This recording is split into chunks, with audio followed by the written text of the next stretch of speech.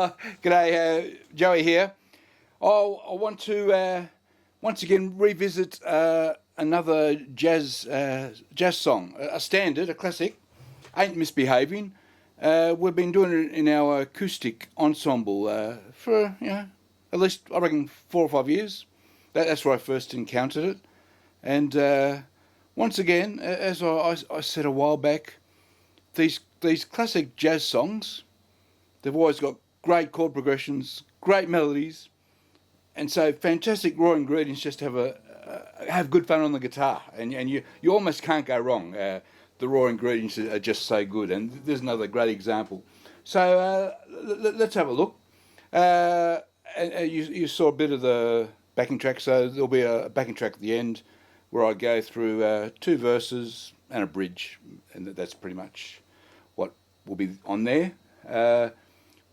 And it's a nice slow 84 beats per minute. A bit slower than I would have liked to have done it, but it's a good practice speed.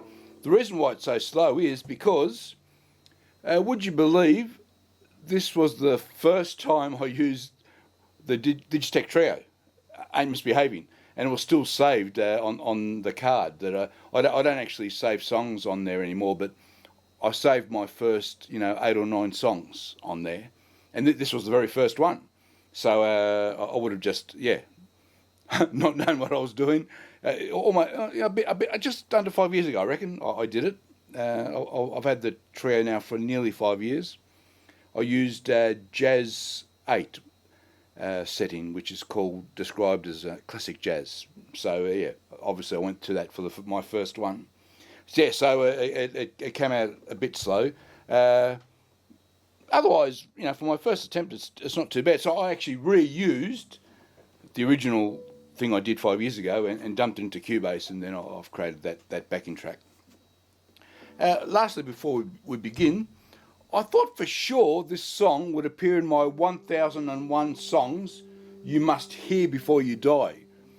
I thought for sure it'll be in there, but it's not, which is very disappointing, because I thought, remember I once said I was going to look for more songs to look at out of this book, and I expected Ain't Misbehavin' to be there. So it was co-written and recorded by Fats Waller, I think, in 1929. So it's a pretty old song, nearly 100 years old.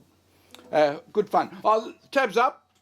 So what I'll do first is just go through the chord progression I use. So I basically just use what I learnt, with my acoustic group.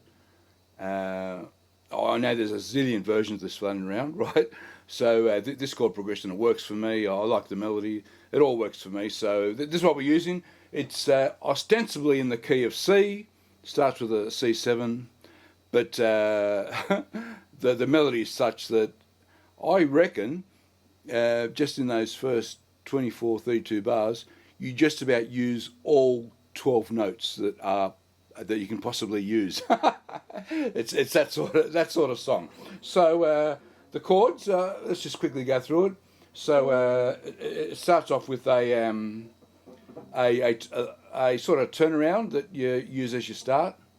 Well, that's what we do anyway. So C7, A7, D minor 7, G7, and then you go to C sharp diminished, D minor, D sharp diminished,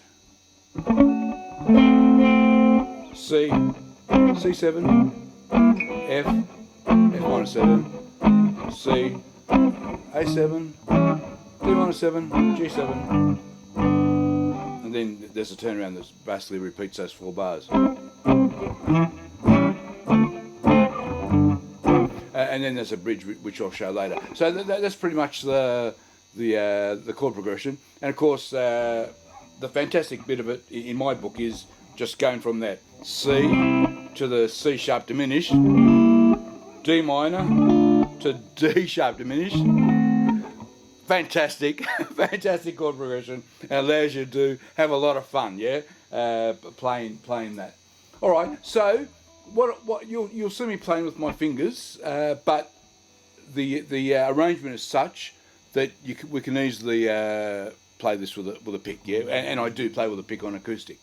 So what I do when I'm not playing the melody, sort of mixing chords and melody, when I'm just playing bits of the chord, like at the intro, I'm pretty much always sticking to the D, G, B string, yeah, and I'm playing, you know, triads. So C7, A7, D minor 7, and then the G7 I use this. There are two possible G7 triads I use, but that's one of the ones I use, and then later on I'll use a different one. And then we go to this C, yep. Start on that C. Yeah, D minor. Yeah, then back to the C. So now I'm here up on the 10th fret, doing this bit of the C.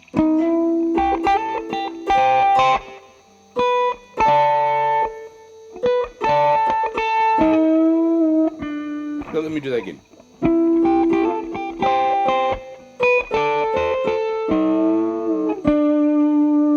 Very nice. Do that again.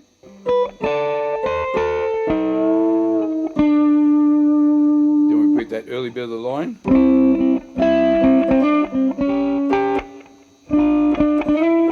Now we're going to a G. We end like that, yeah? On a C chord, and then I'll just go back to the turnaround. Repeat.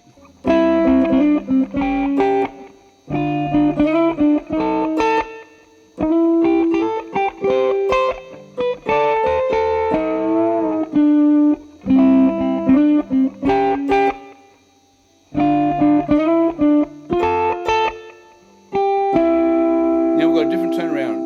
Yeah, so there's two different turnarounds in the song. So in this one, we stay in this C for a full bar to an E major. Yeah, so you can see on the tab. So that nice little turnaround from C to E major. Then you got this bridge, very nice bridge. Let's have a look at it. A minor, F7. D7, then what is it? A7? Yeah, then I just do a series of triads. G, G sharp diminished, A minor 7, D7, D7, yep, G7, and then end on this G7. Then from there you just go on again.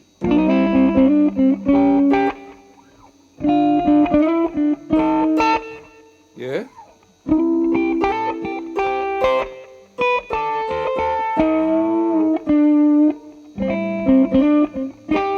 Oops.